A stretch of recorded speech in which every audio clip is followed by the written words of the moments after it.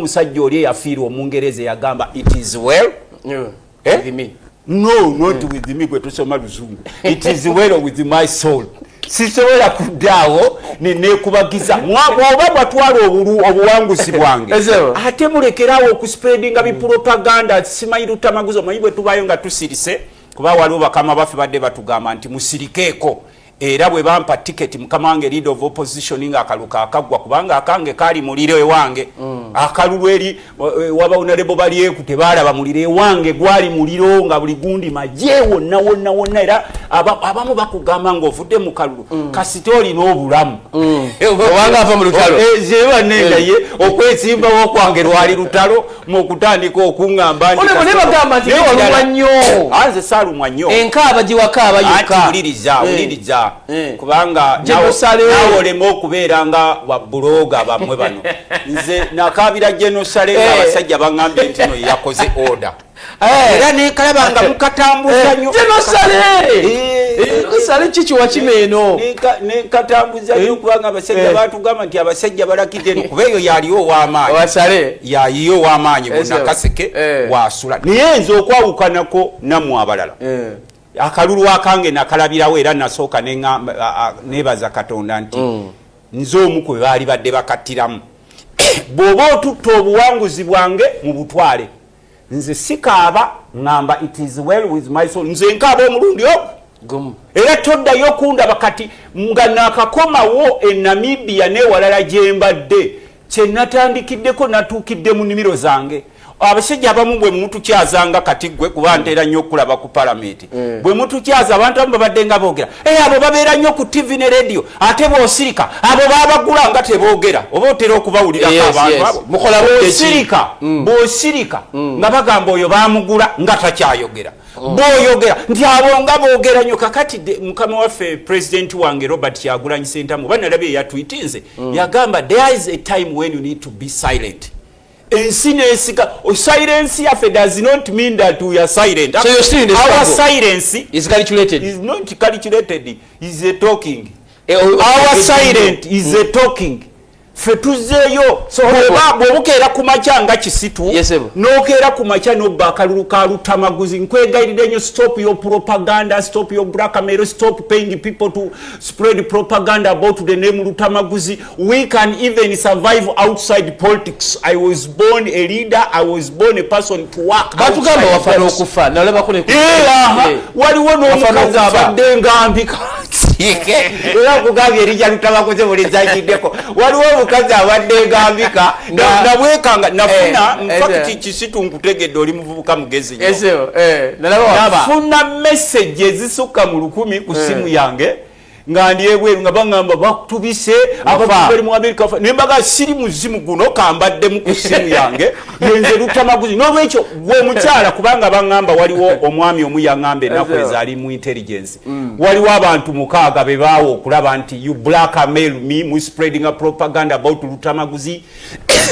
nono yambikanga nti nfudde here you don't talk with the ghost. This is Luttamaguzi Semakula n'olwekyo gwe bw'oba oli eyo nga bakuwa sente ojjobula akamiringa kali akasajja akaferesi meka bayita kweza akabadde kagamba Luttamaguzi yasinkanye sale ne kafoginga ne bividiyo gwe ngenda naawe mu kooti nalagidde lawyer wange Nalukoola bino bye muzanyira kumanya g'abalala nti nomuva mu kyalo nga temulina mirimu n'ojja e Kampala mbu bakuwe sente to survive on people's names. It will stop on me. Gwe yakava mu kalwe nasente zina sustaining omusango kakati nze esente ezisustaining erinnya lyange no kimukyanga erinnya lyange weeziri buliyo wolooza nagenda okuyingira palamenti nali mwavu gwe genda obuuze kubaali mu Makerere University nafuluma Makerere University nga nvuga Benz gye bayita E240 owulira sebo nengenda nenkola mu kitongole kya European Union nekolako mu UN. I am a farmer.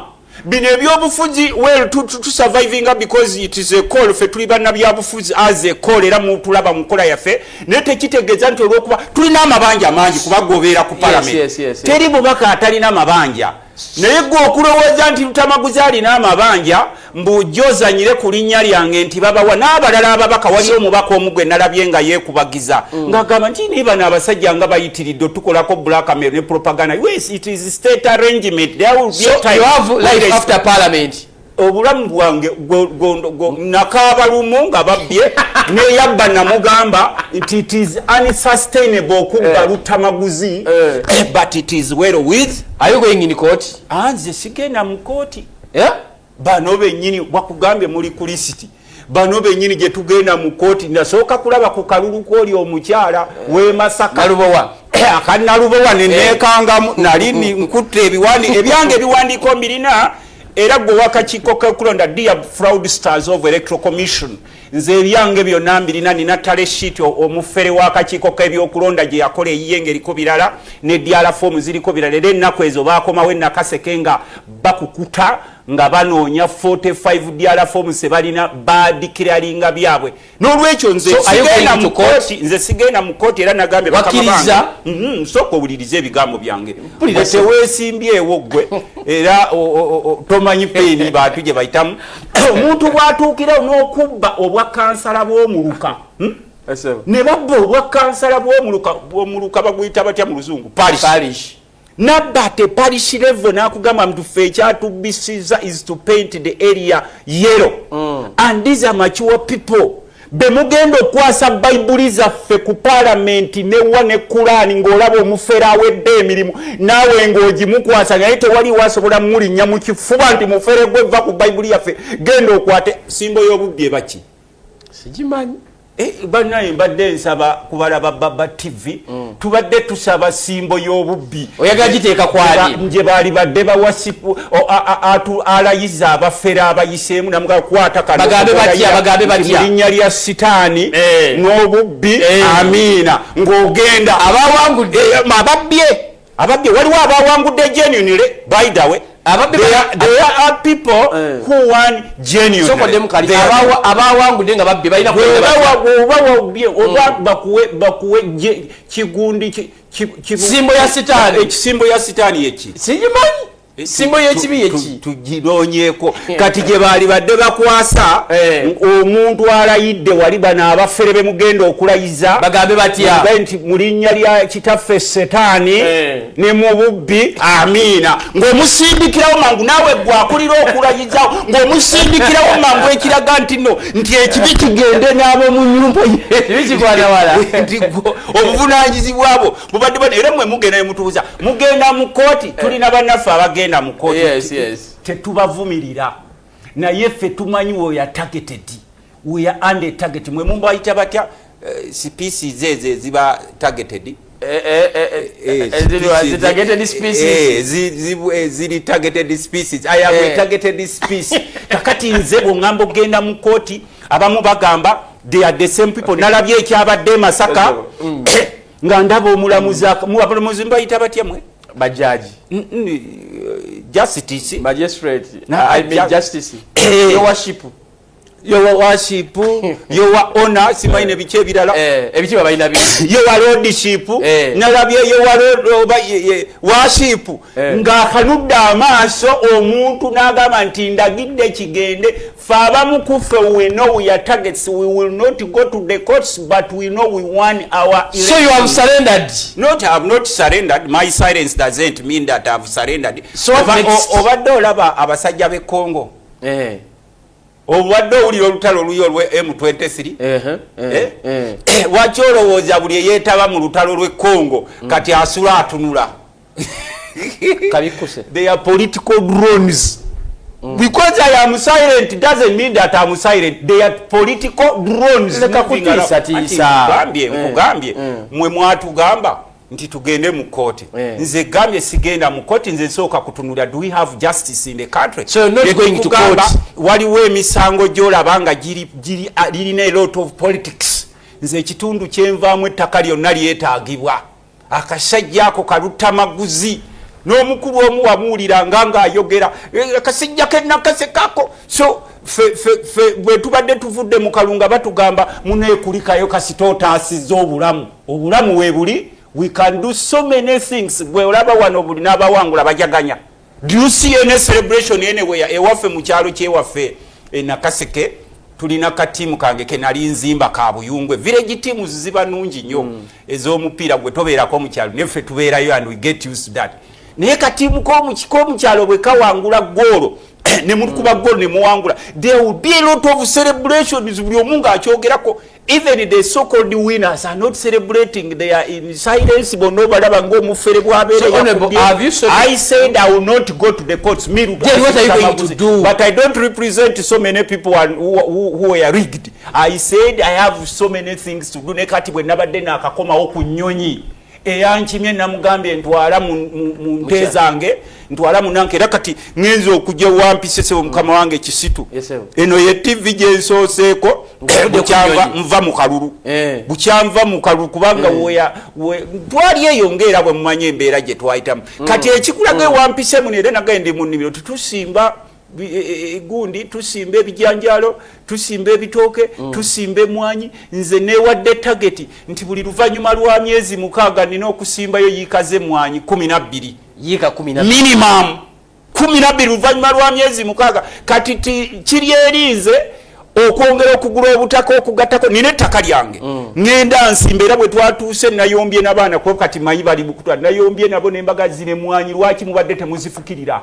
bino ebitooke lwaki mubadde mukola muti zine embuzi nga tezirabika bulungi kakati nze bino omupolitikisi wammwe ey'abaana abazeeyi bakweza abadduka mu byalo ne yeefubitika mu kibuga wali eri kuliya biboozi mpaayo sente gwe zoolaba nti okusinziira ku wembadde mulaba Luttamaguzi of course ng'omubaka parliament bansasula ofuna bu trips eweeru buki biveeko ebyo kuba abamu mbadde mbalaba muleete emboozi eyo ekiri mu parliament abantu bayoola sente olinayo mubaka parliament gw'omanya alina akendi mu kibuga gwe jasinga owamoli kuba nentera okulaba kuba parapasi abagamba ekiri mu parliament bayoola olirayo omubaka gw'omanyi kuba nze naku example nze okwawukanako n'abalala tekubagiza nze we nali nzija mu parliament nalina baasi 9 naye kati nasigazaawo etya Luttakoze tojja kugimanya nasigazaawo etya nakakikugamba emirundi nga 8 etya kakati bwe najja wali mu parliament is to serve people era kyova olaba abantu abasinga baba n'obusungu bungi eri ababaka ba parliament bwe balaba nti to legislate you are supposed to legislate under due what next for the camp Lutta ewaffe tukola era nze seekubagiza tukola Uganda ejja kubeerawo tubaddewo era tujja kubeerawo ffe ewaffe tetwekubagiza bwe tugenda mu kisaawe Maradona n'ateebya omukono ne refu n'abala nsooka kutunuulira ku refu ne manyono mufere kuba kati tulina ba fraudsters in electoral commission senior fraudster nga fraudster ejja neerangirira ebintu ng'ogiraba nayimirira mu kakiiko k'okulonda Nakaseke ewaffe mu Tale Center ne mbuuza omukyala bamuyita Tumusimaida ne mugamba n'omulala muwala wa Tashobe w'akakiiko k'okulonda gwe baleeta bamuyita Aheebwa kubanga nzo wakakiiko k'ebyokulonda eyali ewange bamukyusa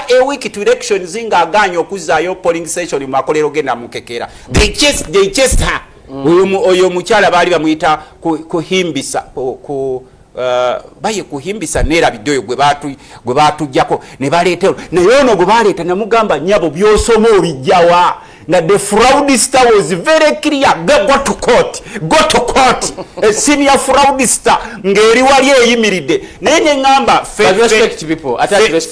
no those are fraudsters she's a fraudster ne banaabwe and team nze ndi ku TV nze nesimbawo nkugambe yampa Tale sheet n'agiteekako $5,000,000 bajje bagikime naye ng'emaze nga gyenina Tale sheet gyenina be yateekako birala nnyo n'ebiri ku forms era esinga. Have you sorted your issues with the General Sale kuba waliwo allegations nti wamu meetinga n'obaako ne sente z'obaaginga kwe kusirika anti kati kyenkugambye okusirika gwolooza nti bwe nsirika bansinkanye Sale nti wafunayo akantu okujjako naawe nga endowooza yo oli ku kwezi buli obubinja bwammwe nze wuliriza ssebo nkugambye nali nafuluma ebweru w'eggwanga yes ezemboozi ze basasulira to legitimize okutubba nti oli asasulira emboozi ba legitimize nesalatero tulaba anti nkugambye akulaba gwe mubuuza veva meti Luttamaguzi kubanze manyi bano obubinja bw'oyo omusajja omuzeyi gwe bayita Kyakoze yensonga lwaki mugambe bamutwale mu kooti looya wange Nalukoola salete wanero tewamu meeting tina mu meeting wa tewalina sente ze wafunye ate ziriwa ndiba nate ebifaananyi nga biri credible nawe kugambe we bibera ebifaananyi mu bitene video muzite we bibera ebifaananyi nga mwandabye nga ngendayo kubanga kugambe mbadde siriwo tiimu yammwe nnene nnyo eri ku linnya lyange naddala oyo omusajja omuzeeyo oyo yateekawo ebiboozi n'abisheyalinga mbu Luttamaguzi meti sale gwe musajja gw'omuzeeyi bakuyita Kyakoze Robinson yesimbawo wa bukuya n'omusajja omulala bamuyita Abudala boogere Abudala bebawa missionary ababadde bateekawo propaganda ze gambe bwe namala akalulu I was in a lot of tension mwe temanyi kaluke twayitamu nga tugenda kufa nenfuluma kugambye neyampa ticket ofuluma baali bamuyita Joel Senyonyi leader opposition nolwekyo obisere bisina muntu yenna gwe na meeting era sebo gwe musajja gwe kyengendo kusoko kusaba mu kooti ondage ku meeting zange ne genosale bwogenda munanka mu kusisinkana omuntu waffe tumanyi people who pay you for that you are paid n'abamawulire abamu babasasula okulaba nti baspreadinga false propaganda nga nabo bafunamu kubanga these propaganda are paid for tolowooza nti omusajja asobola okuva eri n'ayisa ki statement nti Luttamaguzi meti genocide kyokka nga tolinawo mu ggwanga nga olowooza tebamusasudde ne bateekerako n'abalala spread I don't know ba erinnya eryange lyeririne nanka kubanga nalabye n'omukazi omwambika n'omulala yanteekako mbu Luttamaguzi ali mu negotiation mbu bamusasulire mugundi akalulu ke bamubbako nze have not negotiated with anyone and if you have information nti waliwo gwentuddeko naye ku meeza ne negotiatinga eyo negotiation yabadde mu kiroto era twagala kuwoninga mwabamawulire namwe abamu be bakozesa okuwa ssente spreading false propaganda about people's names because you look for survival please stop it ono namulagidde kubanga buli wogenda no tulina pain lwitwalinga tugamba amateeka ga computer misuse nga tekugwawagira nga wakubanga naye amateeka ga computer misuse gakola kuba opposition kwanalabye bokka kubanga ndaba abasajja abazeeyi n'abakazi abazeeyi nga bali ku computer okwo baspreading information share naye nga byaspreading nawe mwenyini owamawulire bwe bakuleeta kunaka you cannot verify bakugamba verify with evidence they cannot verify Paulson gamba Luttamaguzi Semakula bubaka wa parliament wa Nakaseke South nze John Bosco tutumulamu bwe tudda yakava Namibia ku trip je bakagenda imbu bali babivuddeko debyo kuwangula kalumbali ndabagezako kubanga abyogera katugera kwezamu baliwa munyagwa tomumanyi nti bali ababadde boogera nti kimanyi ab'NUP batuta abantu e Namibia nze ku lugendo lwange najje nasooka era nengenda nabadde omu ku baali e Namibia kati gwogambye ate Namibia nagenzeyo mu birooto wabadde Namibia ate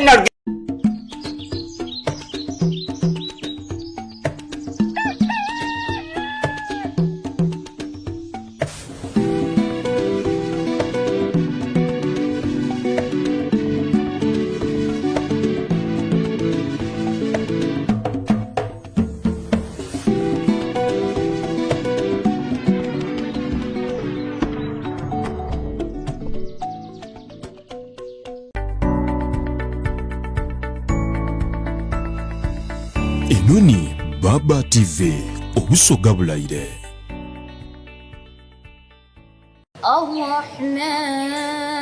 Answa Muslim High School somero liyimiridde ku musingi gw'eddiini y'Obuyisiraamu lisomesa bawala n'abalenzi eddiini y'Obusiraamu wamu n'Olungereza lituza abayizi ebigezo by'eddiini okutuukira ddala ku Thanawi lina ne UNEB Center number abasomesa baabwe bamanyirivu mu kutendeka abayizi ensoma empya New Lower Secondary Curriculum abayizi baabwe basukulumye mu kusoma eby'emikono balina library laboratory wamu ne kompyuta ez'omulembe eby'emizannyo babissaako nnyo essira basangibwa ku Seninde Road ekasangati mayiro 9 ng'ova e Kampala okuddegayaza Answa Muslim High School ly'essomero lyokka.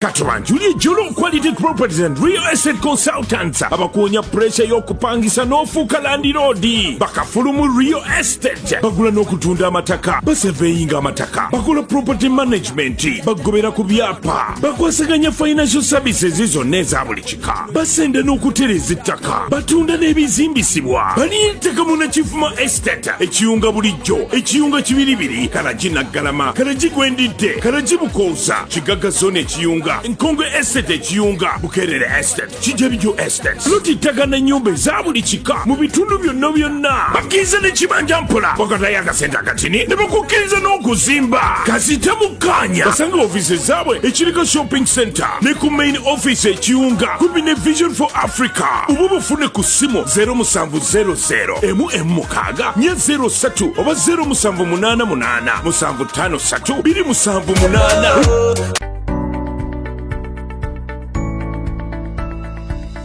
Enoni Baba TV obusoga bulayire.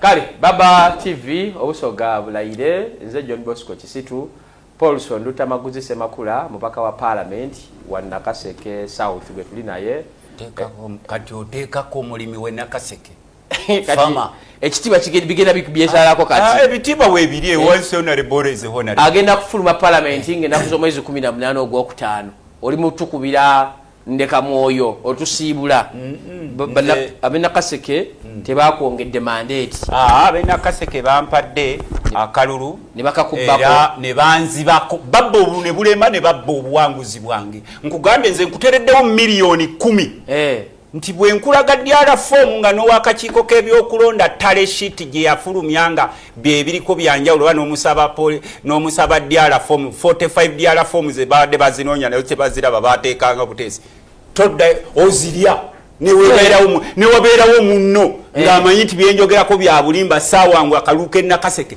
10 miliyoni ng'azirya eri tale sheet owakakiiko k'ebyokulonda yagifulumya era baginoonya bagifulumya ku puleeta misinde kakati bagenda okugira ogikima nga nagifulumye edde yange tale sheet njira era nsobola okikuwa ne dyala fomu nenzikuwa ze baasayiningako eziraga nti nawangula ze baasayiningako so with all that evidence you don't want to go to court really ogenda wa mukama wange we are targeted species omanyi kye bayita targeted species yegwe ora tawa yamwe targeted species era nze wempita si yegwe nze nine motoka zange nya nagenda okugiranga zonna baziyemu ebintu and they are not the vehicles zonna nga baziyemu si motoka za bulijjo si za bulijjo najjanga baziyemu ebintu zonna nga zifudde tezikola okebera kunanka ku kamera oli yageranga enkuba etonya buli mu brush good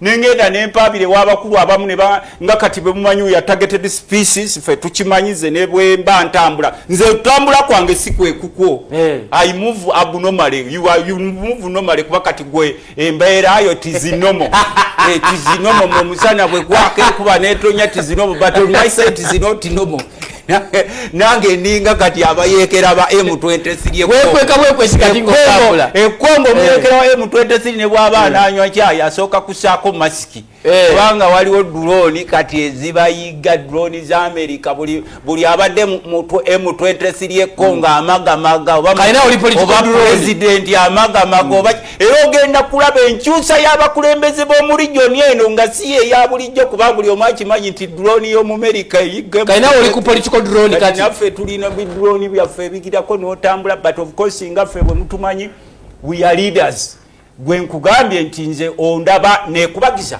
honorable gwe mugenda ne mugamba abantu nti olw'okuba bakubyeko obuwanguzi bwo genda ogire I just tell you it is well with me and my soul togenda kunsanga nti kuba gwolaba abantu senior citizen ne beekobaana okubba and the church gives them our Bibles to swear, and the mosques give them our Quran to swear. Ng'olaba eribbi naawe wa church n'okwata Bible n'ogiriwa eribbi nti genda osoyalinga eribbi ggwe nga likanudde amaaso nga liwunya n'obubbi naawe ne mukkiriza it is normal. Kati ffe tugamba kimu nti from our areas tusigala tukola. Kulikayo Namibia batugambye inti nze ndi ku parliament naye njagala kwogera ebiri mawulire nkulaba ku parliament gwe mukuba parapase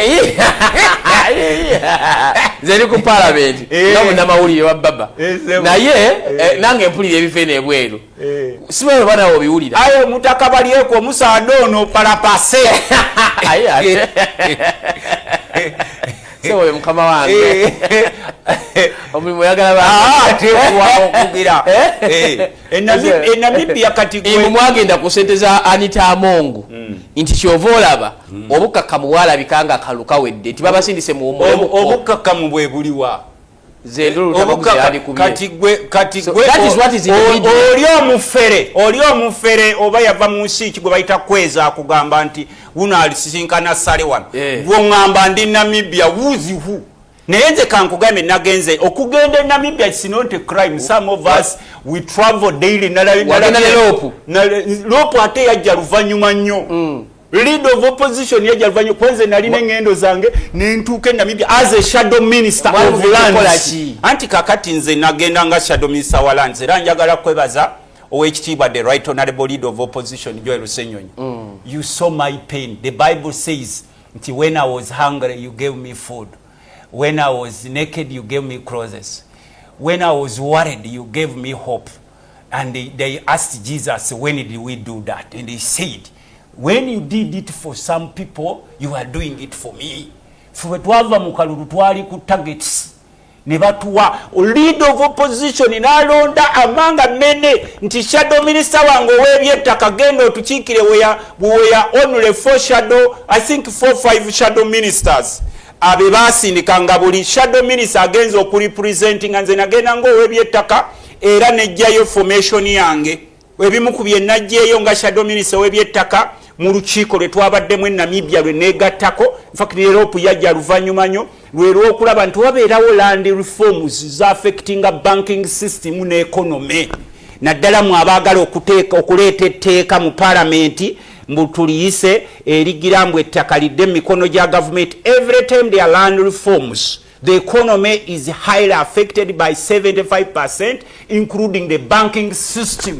Because nkuwako kano kubanga gwo mkuba parapasa abakirate bano bagenze simanyi kusenteza simanyi bagambya eza mukamawo right honorable speaker anetiani cha Amongo speaker aline sente ezize ne office ya leader of opposition erina sente ezayo tubegayiridde nnyo ne wakubadde nti baba signed by the speaker ne we bakubadde babasasula okuspreadinga false information propaganda blackmail nodira akamino okaita elephant wakati bwana mawulire bennaku zina asanga rabbit n'agita elephant n'agamba share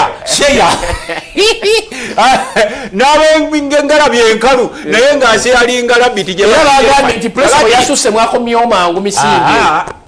I was given 7 days on my travel. Bantera Conti, Honorable Luttamaguzi, Shadow Minister of Lands, Housing and Urban Development. You are going to Namibia to represent Parliament of Uganda.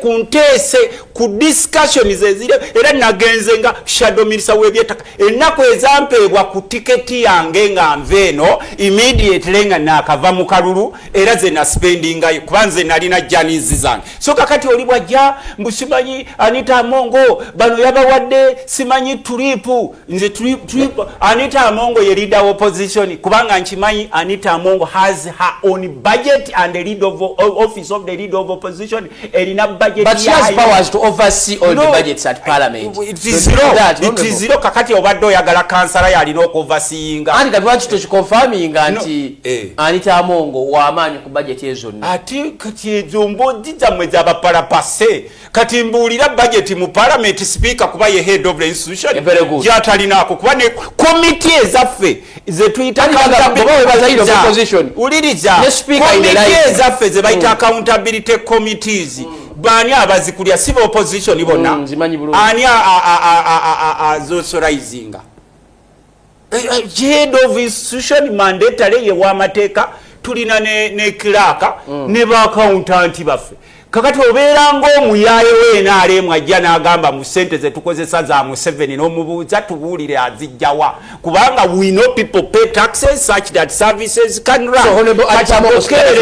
enkya nedda ezo biboozi byammwe bya parapase ebya social media sheya era kyova kulesa ogaidinge nkugambye nzo ndeese okugaidinga. I am entitled to parliamentary benefits. You are entitled. So why is it ochifule embozi nti bano bagenze nambi? Are we the first people to travel? Ufuafunye mtu tiafe. Nanti kati nkugambye nkomyewo kati nkugambye nti kuteeka lye nasomye ery'ettaka lino lye baleeta mu parliament land reforms ze baleeta ffe twakugambye if you form land just been politically it can affect the economy including the banking system. Tweyanziza honorable. Era ffe tetwekubagiza ebyo ng'emboozi zammwe nti simanyi bano bagenze Namibia. Yes, nze nagenze. Are you a free man? Mu mutima gwo owulira nga toyina bukyayi ku bano bantu? Nze I am not free. okulaba ng'ekinyonyi kibuuka mu bbanga nga kibuuka tolowooza nti tekirina bizibu byakyo. Toli free mu mutima. I am not free. Olina obukyayi efugge. Sirina fugge. Enyiike. I am not free. I am not free. In fact omutima gwange muwambe omubiri gutambula n'ebirowoozo byange byonna bitambula. No, si ebyo kati sibya. We are not free kubanga to you the ordinary people it is normal. But to us the extraordinary leaders abalengere wala it is not normal. Buli wobeera ku nyanja n'olaba storm nga zijja kugwe to some of you the storm is a what of tourism. Naye kunza ali wali ku nyanja nga ndaba the storm is too much. Even the captain of the ship abali wali bonna balaba amakooti gagira bwe gaddeno. Buli muntu tali nomo omuntu ategeera mu budde buno. Ategeera ebigenda mu maaso it is not okay. Tweyanziza honorable. Ababadde bategese okusabira mwami Besigye w'okyabadde. Nabadde nkugoberera. Ne bagamba nti okusinziira ku bigambo bya mukyala Dr. Kiza Besigye bw'Archbishop yamugambye nti mwami Museveni yamugambye nti balinde beeyongereyo ko ayongere okwetegereza bajja kusaba mu maaso awo. Ebigambo byogerwa bingi nnyo simanyi ndowooza egoli musajja mukatuliki oli mukomba mudaali. Musajja mukatuliki. Tendi mukkiriza. The influence of the church in politics is it still significant? There are new normals in this country because everything is politically motivated. Tewakyaliwo kipya. There is nothing new. We read the Bible in the book of Ecclesiastes. I think it's chapter 3. Time for everything. There is time for everything.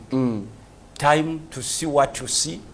And time bino ebiriwo byali bibadde bigenda kuba ate nze naali badde neewuunya nnyo singa temubikola kuba bayibuli etugamba bino tuli mu biseera bya kalema ffe abakatuliki nti olaba omuti omubisi guteta naye omukalu kekinagutuukako era abantu bangi bakaabira Yesu nga bwe ndaba ono munnamawulire waffe Kisitu nga Yesu bamukutte agenda n'omusalaba akaaba ng'agenda n'omusalaba bwagwa abakazi b'e Yerusalemu ne batandika omukaabirira omwana wa Katonda bagamba nedda musooke mwekaabire mmwe n'abo mu nnyumba zammwe singa mumanye ekijja temujje none of you will manage it.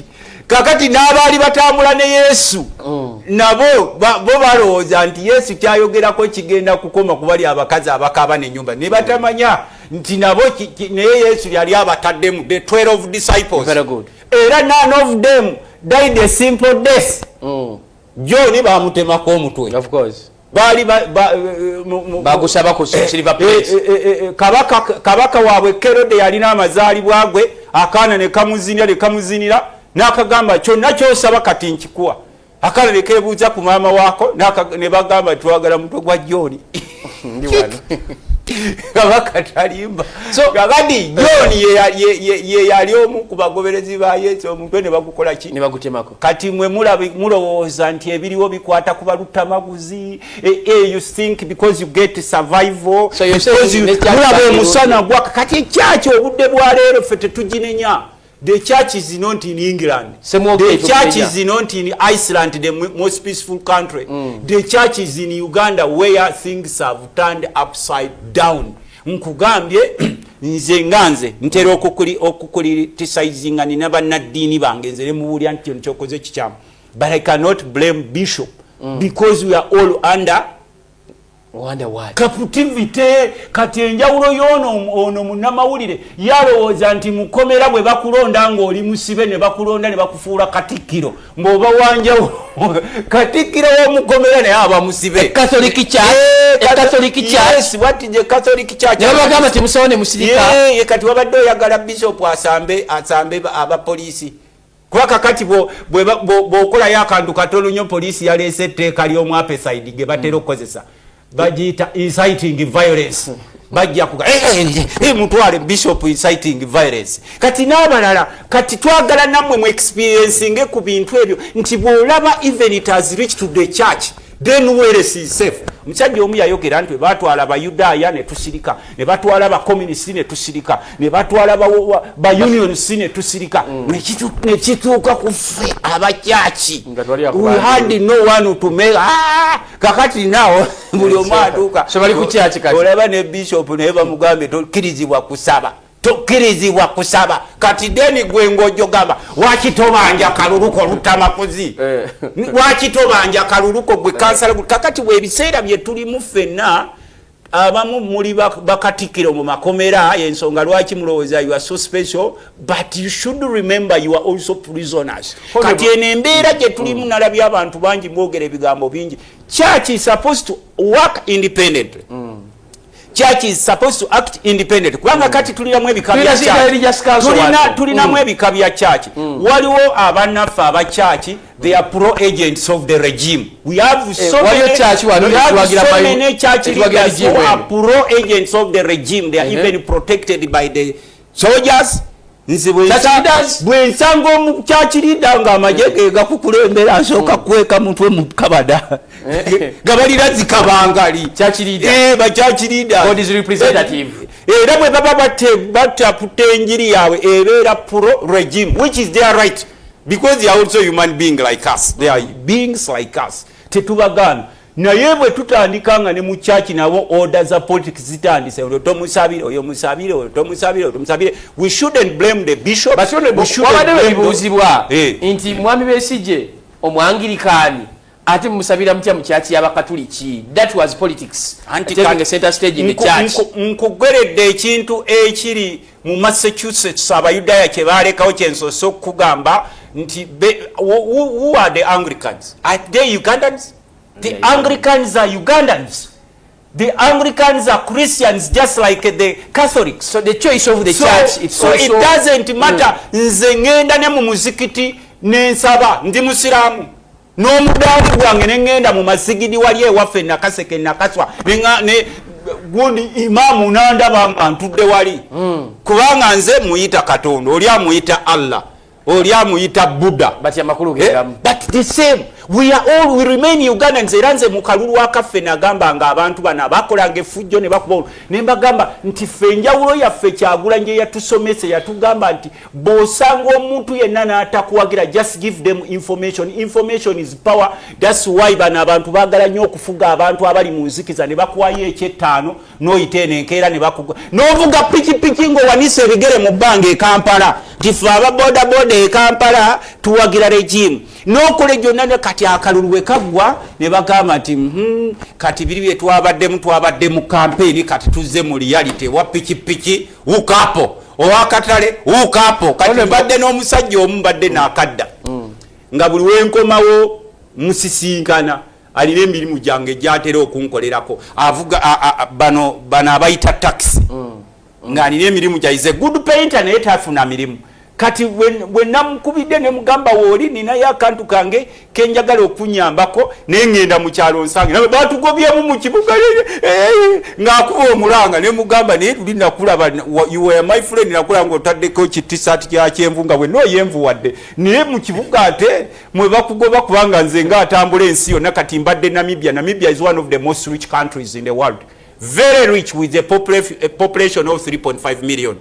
Naye is 4 times bigger than Uganda. Naye eri kye bateekawo gye bayita system.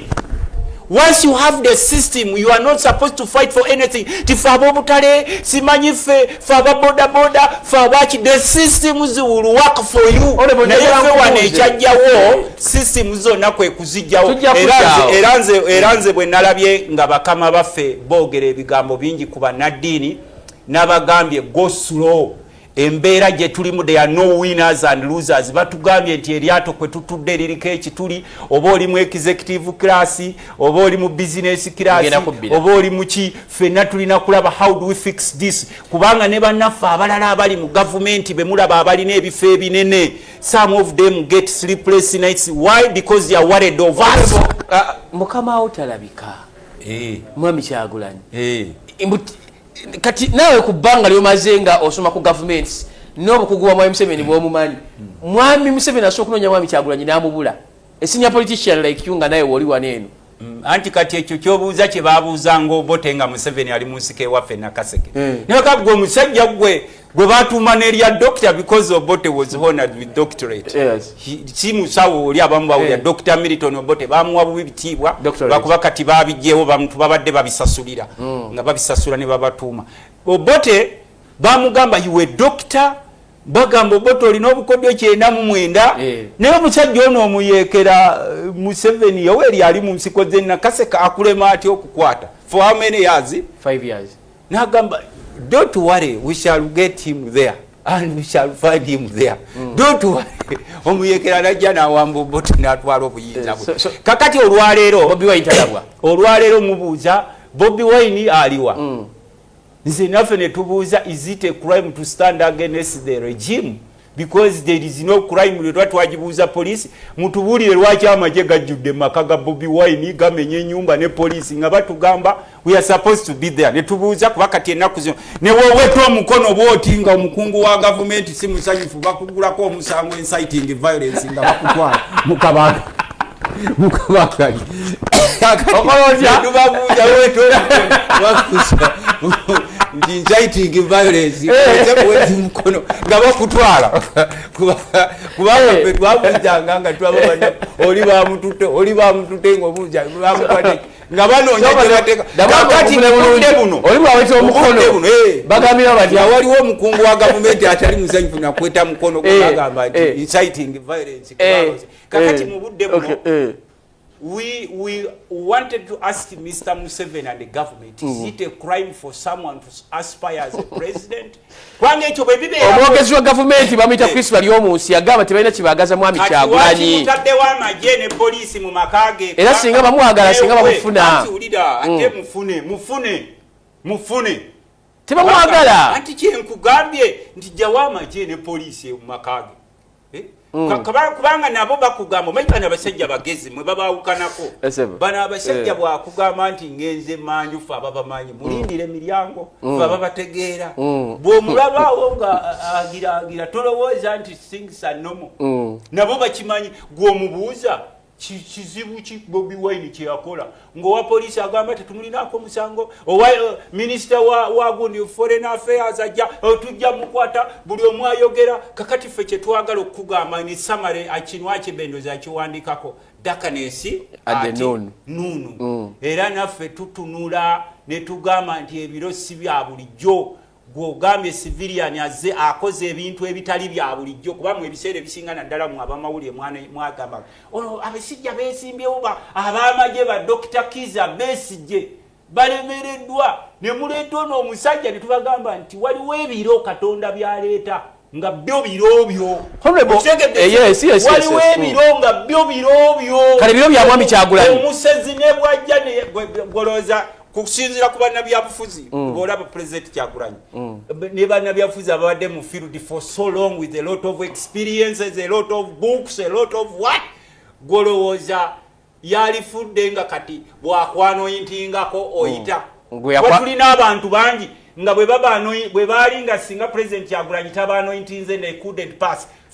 He anointed me nze ebyange obimanyi ebyaliwo era nze nkuteereddewo nange miliyoni 10 ebimanyi ebiseera ebisinga mugenda ne mugamba nti kati bano beekubagiza lwakubanga babadde mu buluba opposition. Nze seekubagiza because I'm of the opposition, neekubagiza ku Ensi Uganda because even nawe munnamawulire nawe oli worried where is Kyagulanyi n'abali mu government babuuza where is Kyagulanyi, what next? Babuuza kiki ekiddako omusajja bwafu abantu bagaye mu mutiitiizi hiding. Tenkugambye nti olwokuba mutiitiizi ensonga lwaki amagye gajjudde ewuwe olwokuba mutiitiizi yensonga lwaki gamenye ewuwe ne gayingira. Kakati njagala kukubuulirako kino okimanyire. We know Magere will never be the same again. We know we the leaders of this country. Repeat that. We know Magere will never be the same again. Come straight. What are you trying to mean? Why? Kubanga tetumanyi biki bye bataddeyo for all the time. Okay. Era nze nga president Kyagulanyi akomyewo, I cannot advise him at whichever time to go back to Magere that area. Eyo ebenge eri totale. Omusiraamu agamba atya? Alam. Agizingeko oli kyakuteereddeyo for all that time n'awamba makago ne yeetala buli kimu tokimanya. It might be create an end of you. Nenje kyenjagala okugamba kati Kyagulanyi bw'aba talabika, why are you worried? You nga gwe munnamawulire ne bannammwe, why are you worried? Twebuuza nti mubala kaki you go and celebrate, genda ku street mu celebrating ati kubala ki omwande talina musango, why are you worried? kati agenda kukoma watya kife wetu bojja ku TV nabagaba obusajja butulekanira ku TV bwotalabika oyo bamuguze. Waliwo omusajja omu yansanyusiza, waliwo omukyalo omwami omu musawo, there is a doctor in Semuto, a doctor nangamba ono wazeewo omusajja ng'agamba Luttamaguzi twamuguza ab'NRM ne tumuwa ssente ne mubuuza lwaki, kubanga ffe baatugamba ebitalina makulu tokola ki okuggyako buno obuzeeyi obubeera ku social media obufuuka propagandist bwe basasula kati obutugenda tutandika obbuwa amakulu mu kooti naye ne mubuuza nti lwaki akugambye nti banguze, kubanga nze ntera okubaddamu n'agamba nti tokyalabika ku TV ne ku radio towulikira. Ne mugamba nti bwe twabeeranga ku TV mwagambanga tuleekaana ne ku radio, kakati ate tugenze mu abeeyese okusobola okubawa platform kubanga nze ne bw'obozze n'obba obuwanguzi bwange sikitegeeza nti ngenda kujja mbere ku platform 24/7. I give you a chance ne nkugamba tulageeko kubanga osanga n'omubbi asobola okubaako skills endala zakola ki naye naawe munnamawulire bw'otandika okubuuza Kyagulanyi aliwa n'oli n'abuuza Kyagulanyi aliwa, I just ask you a question. What wrong did he do? Anti watugamba mugenda kabanja. What are the strategies underlays okabanja? Kubanja kwa mirundi mingi okusirika kwange kubanja. Oli mukubanja wonna. Ola beyo mugagga jana ayimirira awo nga kubanja nayimirira bwati nakutunulira. Ate abayogedde nnyo. Gomanye emisinde gyoteekako. Kati oli mukabanja. Okabanja in silence. Bale bayisinga okwata player cards. Police kwekukyanga kubudde. Police bagitendeze balese etteeka lya peside. Ligamba litya lile wawe to mukono mukwate attempted violence emsigadde tujja kulaba ngaba kutwala era sebo kati wengera wano ne manja bwosokoka endo omusajja bamututenga abanja. So even my silence means a lot. Nego kwawukanako na so okabanja in silence fe obanja bwokola yes. Obanja bwokola kati bolima bwokabanja wano nzirayo ku kampo Luttamaguzi tusimba ebitooke nabadde lyo ngamo mwana gendo tulete ku bitooke Katwalo, leta ku bitooke Empologoma, leta ku bitooke byaffe mayo Nakitembe byo bimanye ebyo Nakitembe bimanye ebyo biraba ku TV ku AI kati nze mbibeera ko ali practical ne mwanyi twebukeerencha nenkeera nentunula ku mwanyi zange season egenda okujja at least nsobola ofunamu miliyoni 7 ku mwanyi.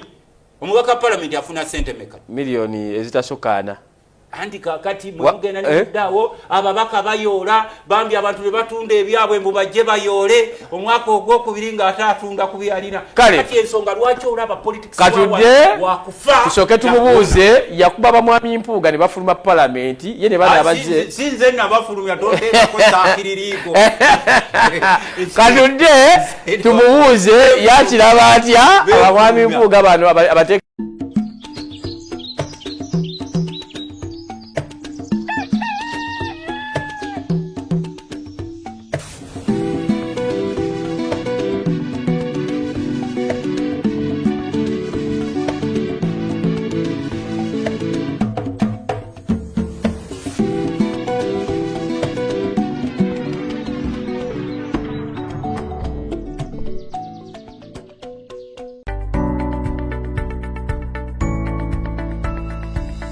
Enoni Baba TV Obusoga Bulaire.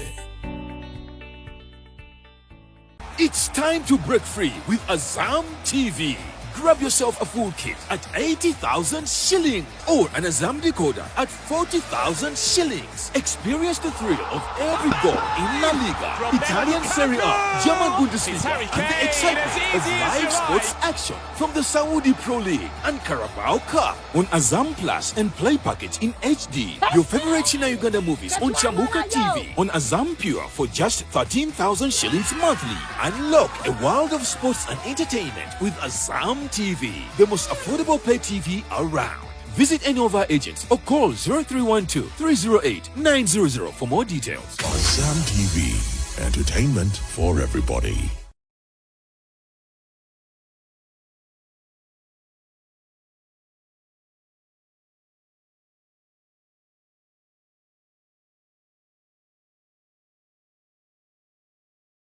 Jeff International University, where opportunities meet excellence. We are excited to introduce our innovative programs in health sciences, business, and computer studies. Pursue your passion with our prestigious programs, including bachelor's degrees in medicine and surgery, dentistry, pharmacy, nursing, and midwifery, both direct and extension programs. We also offer diploma and certificate programs to help you kickstart your career.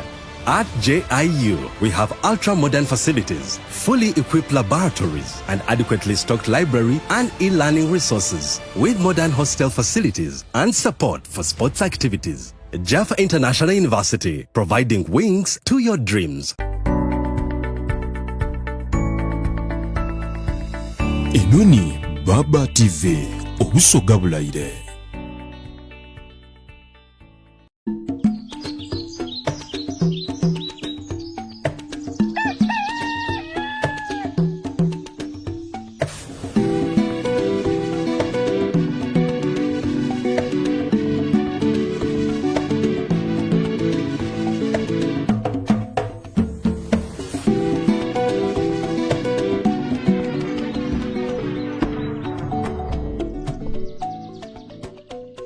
Kale, butereevu nyongera okulamusako na Josinzi okwera nga otulaba nze John Bosco Situ Kadima nkulamusizaako nnyo Kadima ajja wano bagenda kwera ne basajja mivule naye basiga ekifaananyi Kadima si serunjoji Kadima serunjoji yakava mekke mabega kaawo kulikawo Allah kongere baraka alhamdulillah kongere baraka Kadima wali waneeno ng'okubaba parliament yafulumiza abateeketeeke bewatugamba the most qualified bafulumye parliament. The question is bemwafulumiza nabagenda okuyingira naddala okuva mu kibiina kyo, do they measure up nti parliament egenda kufaanana etya? Affe ekibiina kyaffe kati tuwa buli muntu omukisa era ensonga okulaba nti ekibiina kya National Unity Platform kiringa Buganda. Mu Buganda buli omu bakuwa omukisa oba oli wa ggwanga ki oba oli wa ddiini ki, ebitali mu bitundu ebirala. Nagendako mu Western Uganda eyo ninayo mikwano gyange yibanda, most of my friends kuba bampaayo yiika 15 olina ngamba nkuwadde yes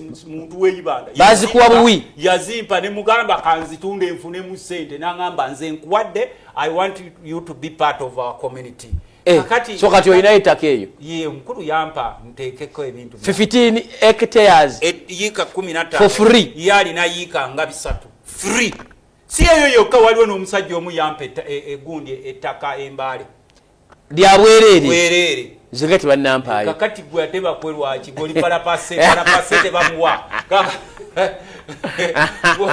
ngozi kakanya nnyo omugugu gwe twetika gwe tompe yeruwero tetukuwa eruwero kati twayiga entalo z'ekinana zatwiza kati nabekweka okubba obululu be batwala obwaffe kakati so mwafulumiza ba most qualified anti mbadde nkugamba nti fe ekibiina kya National Platform kiringa Buganda buli omwe kuwa omukisa ekitalabye mu bitundu bya Uganda byonna ebirala kizibu okugenda Northern Uganda n'osangayo Semakula nga ye MP naye here we have Okero as an MP as what kizibu okugenda mu Western Uganda n'osangayo Semakula nga bamuwadde ekifo ky'obukulembeze yonna oba mu Eastern Uganda.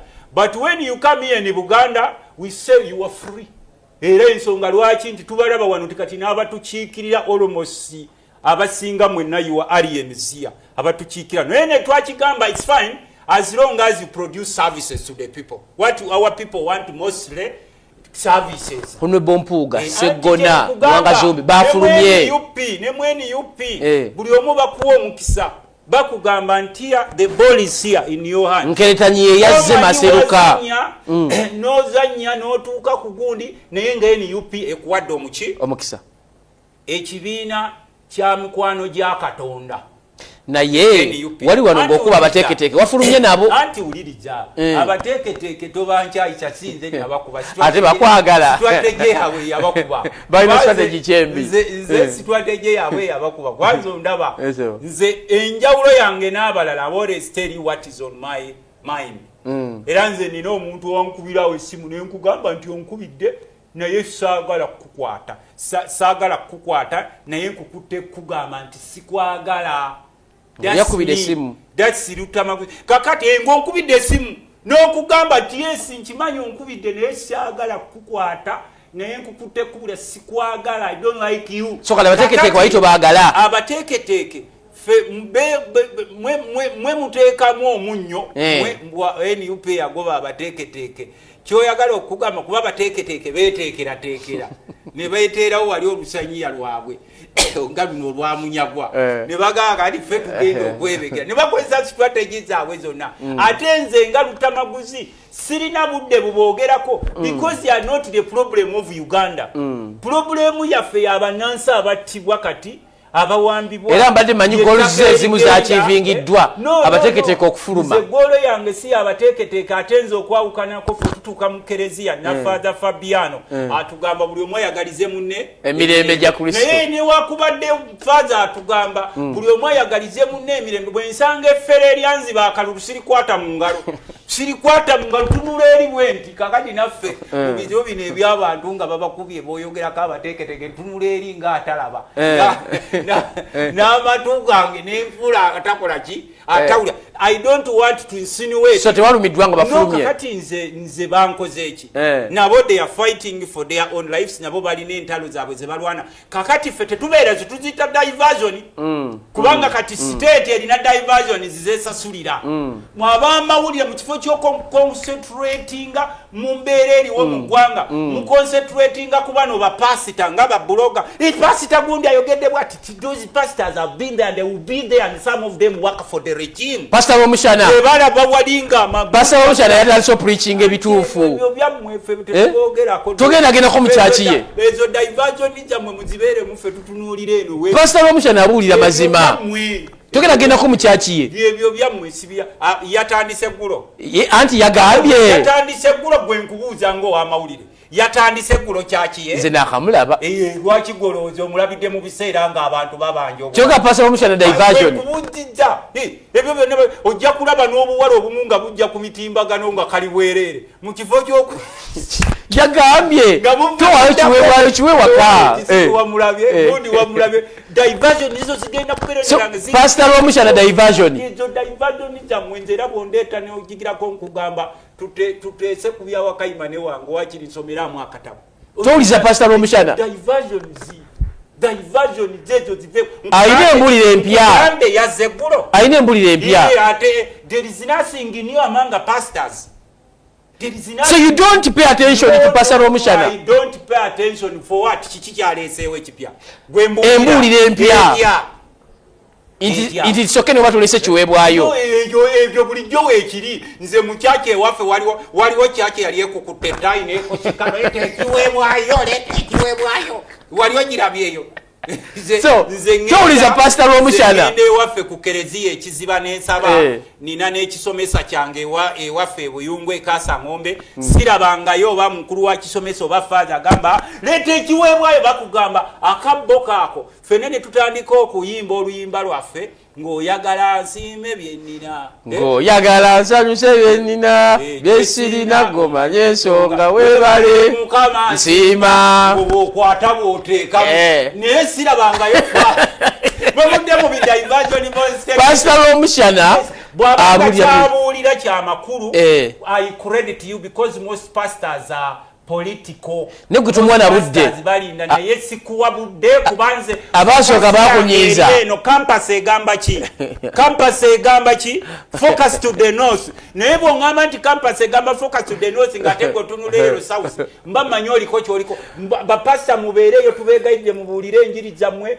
tubeebaza abali ku mulamwa era bw'oyogera ekyensonga bayidawo pasito waliwo mukyalo omu yankotingidde ekintu nga ndi somewhere nagamba omusumba ono alina ekintu kyayogedde kyamakulu nengamba omusumba oyo ayogedde ekigambo kinagamba nti omusumba oyo gwoyita Pastor Omushana Pastor Omushana yaliko serebu naye ate naye alina okwegendereza bapalapase bw'aba ddala wa mazima ebyawano mu Uganda nibwe tomuwa budde basooka bakunyiiza ebyawano mu Uganda bizibu nnyo naye kyenjagala kyayogedde kiri kimu nti omuntu bw'abanga enjala emuluma tomusabira muwe ssente agule ekyokulya muwe ekyokulya ekyo nange bulijjo nkigamba abantu ti ate simanyi osaba essaala 1,000 naye nga gw'osabira essaala 1,000 ng'olina obusobozi obumuyamba mu ekyo ekimutuusizaawo do that ekyo nakikureditizeko nenze nebisigadde you may be a diversion distracting you from success wakyodze kati nga manyi obuwanguzi wakyodze kati lindako basita yakulaba gye bujjako eyo kyagala kumanya Pastor Omushana lwaki ajjango bangi obuwanguzi bwange noleeta esenteza yandiba omufere simuyita nze simuvuma simukyosoogamba simukuyita mufere kubanga nze sikulabangako ng'ofera naye nze kyenkugamba bw'obanga tojjanga Luttamaguzi abangi obuwanguzi va mu ddiiro lyange nga manyi obuwanguzi nojja ewange manyi ate bw'otandika kumbuulira byagiri enjiri ebaddewo weri era we credit all the pastors abayimirirawo kubanga waliwo bapasita abayimiriranga bati mu biseera byakalulu n'ayogera amazima naye olw'okuba nti ne ssente za regimu azeetaaga kozi batera okubawa ebifo mwe basabira simanyi nga 3 ne bawa ebifo n'ayogera eno nomubuuza ti are you standing for the truth or for the lies naye olw'okuba ssente za regimu azaagala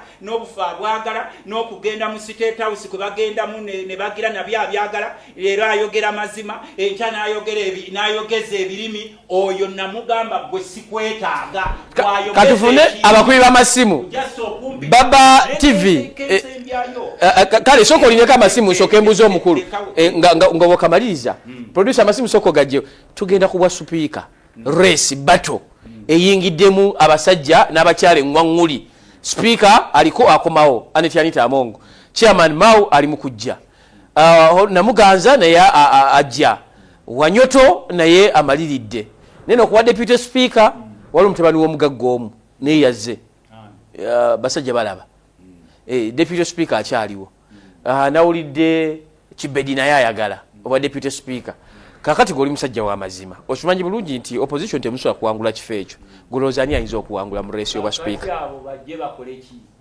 abaliwa aya masking abo bajje bakoleki abeesiwe kwa speaker inaga ekikugwe Mr. Kisitu munamawulire wange oba onalebo balyekwali ebisoga oba Vincent Serugali Nakaseke oba Kadima Serunjoji alieri mbuulira resi z'abano zikuyambirawo bano bakuyamba kijasi ombulireko nti bwe baba beesimbyewo olina okufaayo ennyo tebalina makulu. Speaker of Parliament kati mbulya bakuyambe ki ku budget yingi kuti bonna bali ku ntoli bali ku ntoli entoli ozimanyi nawe okutulaba mukama wange mulangira owake wayi kabaka leka pate tusanze okuwuliza kati olwaleero ndi musanyufu nnyo eri Luttamaguzi. First of all kansooke mwebaza olw'okuteekako ttaaga eyo. Omanyi omwaka oguwedde tubadde twegobanga bubuwanje ne Luttamaguzi. Naye leero asanyusizza nnyo byayogedde. Ate bw'ateekako ttaaga eyo nze mpannyo omuntu ekitiibwa ataddeko ttaaga eyo. Kakati nja kutandikira kuw'ekitiibwa Archbishop owa Uganda Mwami Museveni. Ekintu kye yakoze kyabadde kikyamu kubanga buli lw'oyingirira ebyeddiini nga gw'ovaayo n'otugamba nti bannaddiini ne bayingirira bya bufuzi ate gye n'otandika bakomandinga ekyo ekintu kyabadde kya buswavu kiba kitegeeza nti ne bannaddiini mu Uganda tebeetengeredde ate n'ennenya nnyo omukulembeze ow'Olubaga yandibadde akola nga January 1 kubanga Mwami Museveni talina kifo kyonna mu ddiini erubaga okuwa ebiragiro. Ekirala Luttamaguzi kyayogeddeko kyekyobukulembeze bwe tufuna wano mu Buganda. Buganda tugyebaliza Katonda. Buganda is a nation. It's not just a kingdom. It's a nation whereby nti buli omu ajja n'afuna platform wano. Naye newankubadde bannaffe tetuwa platform bamala ne batuprovokinga. Kyayogedde kituufu. Tolina woogenda walala wonna n'osangayo nti kifituye MP waayo. It's only here in Buganda. Kyova olaba nkootinga nnyo omuzungu eyawandiika nti this civilization is judged by amount of diversity. A community or accommodation. The Baganda are the most civilized people in the whole world. Kyekiri wanene Buganda ya Amerika ya wano mu Uganda whereby nti ne bwaba mukulembeze wanono ajja n'akolera wano emikolo gye nitubaleka ffe kitwongere tutumu n'okwenyumiriza. So bravo Luttamaguzi nyini Ssaabasajja Kabaka yekka awangale maaso moji. Kati funa omulala Baba TV oyo mulangira wa Kewaayi yekka gy'awagira wanji bosi amina amanya ne gy'osinzidde osinzidde wa Kato Denisi sikuwulira Kato teesampulire polisi ampa omulala kati ali wale eddoboozi sirifuna bulungi bambi. Tuyise mu bwangu ono Paulson Luttamaguzi Semakula mubaka wa Parliament wa Nakaseke South ali mu kuvaayo. Baba TV wanji bosi wasuze otya mukama wange? Nasuze bulungi amanya ne gy'osinzidde. Amanya nga bulijjo Buwembo Julius eyali abeera mu kibuga ky'Entebbe n'addukayo olw'okuyigganyizibwa gavumenti ya NRM ng'ekwata buli muntu wa Nuupu ne tudduka munene tubaviira beeyagale. Njagala okusooka okwebaza Honorable Luttamaguzi Semakula ow'e Nakaseke.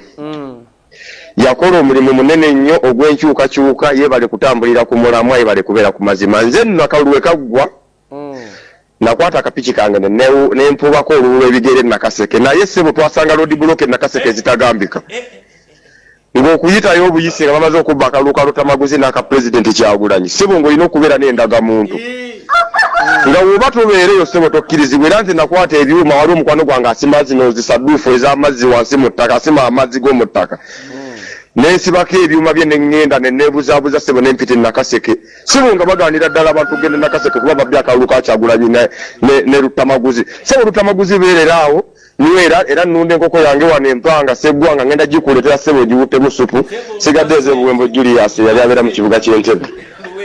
Ojja wuta supu mu nkoko.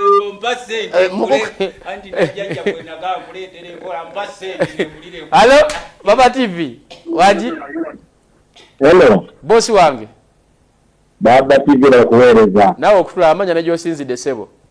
Luttamaguzi oli musajja waala kubanga era ensi yonna atunda Luttamaguzi babitendeka amaaso gonna naye nze ngamba singa Mukama aggweko akasubi n'oyita simanyi nakumaalitambukazeganya zino omwaka kitakulimba naye nyongera nnyo okukolimira ab'ekiiso abo bamusibira mu ggwa bamanyi nti neno ekibudde bikungula teri agenda kungula nsi eno tugenda girekawo Uganda bagisangewo kati olaba omusajja Luttamaguzi olw'amazima ge mulimu aba amusajja busajja kati bwedda ku kino ekyakugebiso okuganda omugendo nebuulizo ogenda okusabira omusajja gekiri omusibe kati obali sibanza ani alinsagira yabaayi fe abali wansi eno fe abanaku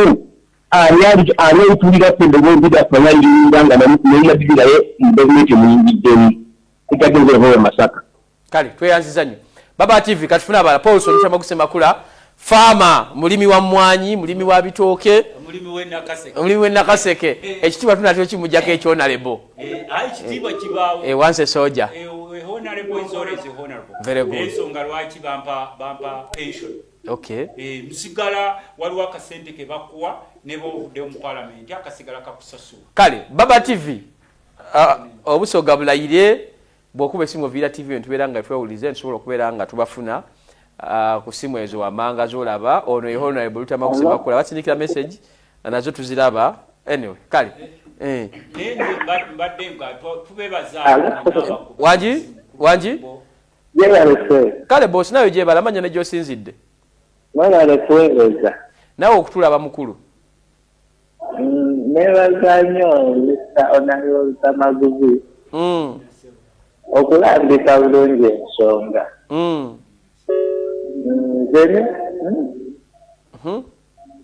musajja wenaale nawe omusajja amwagala nnyo oyo n'olwekira kyanumanya omusajja okuva mu paliamenti nnyo kale naye bagume baje 2031 kale nebale kuweereza kale honorable bagabe kumeo 2031 nedda kati katukuwa omulala Baba TV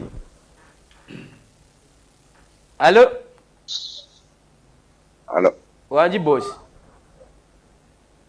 jebale koso kale sebo nawe jebale kamanya na josinzi tukuwulira boss tukuwulira Kabanga Lawrence Lawrence tesa tuwulire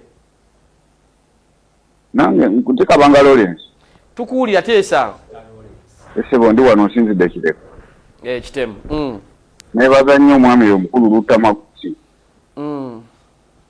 naye nze kyembadde ŋŋamba nti lwaki muleko mudda kuteesa biri ebirala bitakwatako nga amaka gakyagulanyi temugera bamugira bamuyingira nagikoleddwayo mubiwabudde naye mutuwa ebintu ebitajja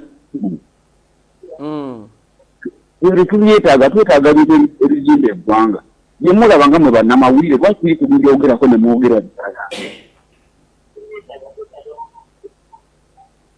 ebyo byange tweyanziza nnyo tweyanzege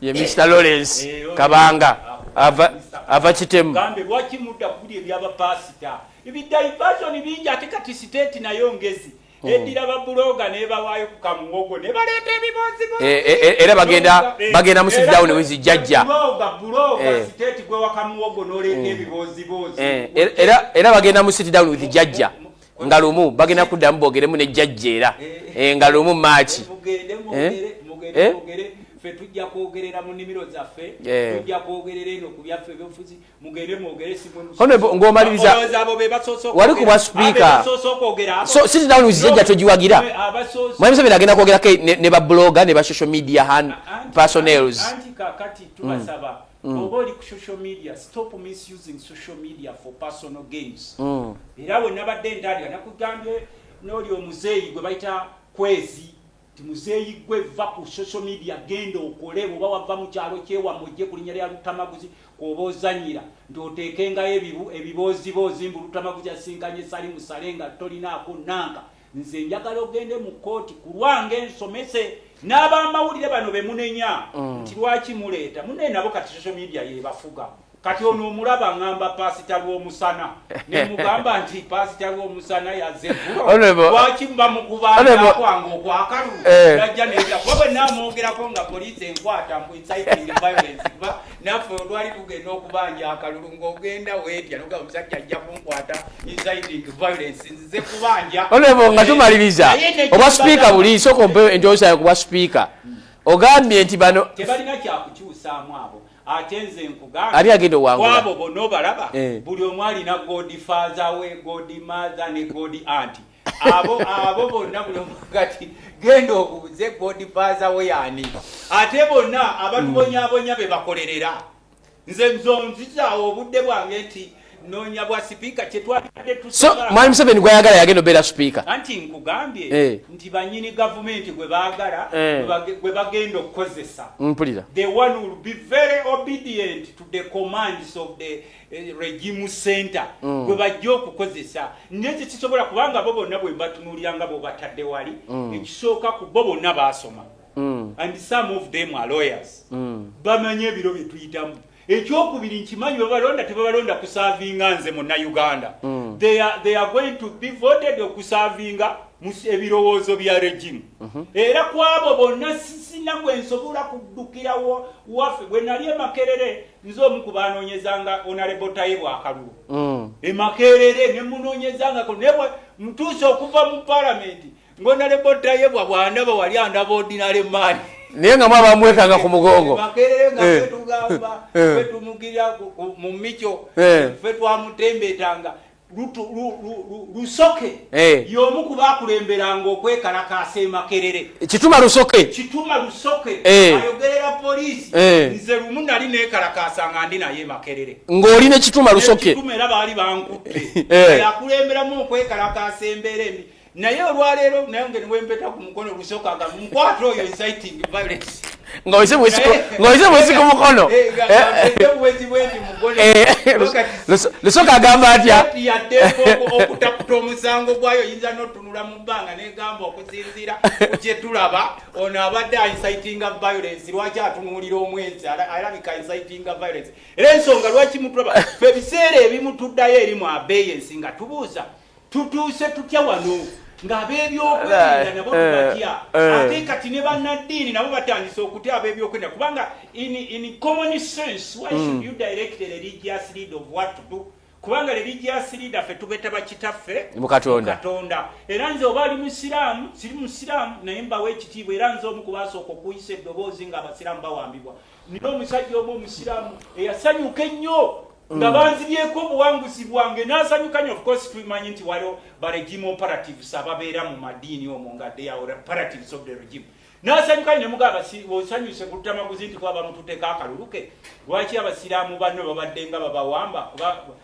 nga tobadde nga tosanyuka naye nenkireka kubanga nze ng'omukulembeze buvunaanyizibwa bwange okulaba nti nno nnoonya direction gye tugenda okutwalamu eyebiseera ebyomaaso kubanga wano wetuli nowa NRM simusanyufu tamanyi kiddako nowa opposition simusanyufu tamanyi kiddako buli omu abuuza kikyetuzaako ab'omu byalo batubuuza kikyetuzaako ab'omu kibuga batubuuza kikyetuzaako abaasoma batubuuza kikyetuzaako n'abataasoma batubuuza kikyetuzaako bannaddiini batandise otubuuza nti abayi kiki ekiddako naffe tubabuuza mmwe mwogera ne Katonda bakitaffe mu Katonda ng'ogyeko